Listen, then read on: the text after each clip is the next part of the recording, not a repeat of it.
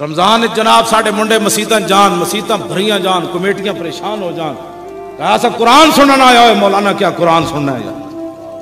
तुसी यार 8 तरावियां पढ़ के मसीती सुनियां दियां नस पैंदे हो, इमाम साहब परेशान हो जाते हैं, सुन्नी पढ़ना है सर ये भाभी पढ़ना है।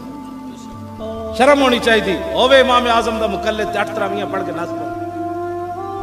जिस तरह मौलाना फरमाया 2 कश्तियां दे नहीं प्यो एक ही होंदा कायनात।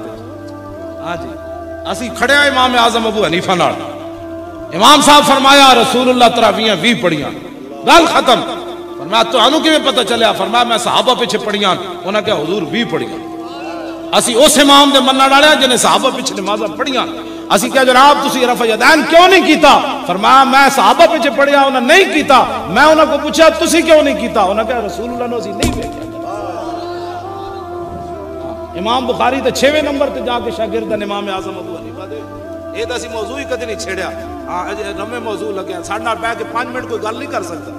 हाँ जी असी कोई निकम्मे ना मालिक कुत्ता रख दें तो बड़ा चुन के रख दें। हाँ जी गल ऐन करके हुजूर नाल 2 नंबरी नहीं करनी। जो वो कह रहा उन्होंने क्या वो कह रहा उसके साथ बात कर। मैं इमाम आजम के साथ खड़ा हूं। दाता साहब कहते हैं मैं इमाम आजम के पीछे हाथ बन के खड़ा। क्यों जनाब? पीर मेरे अली शाह फरमाया मैं लोहे महफूज तंज वेख के क्या इमाम आजम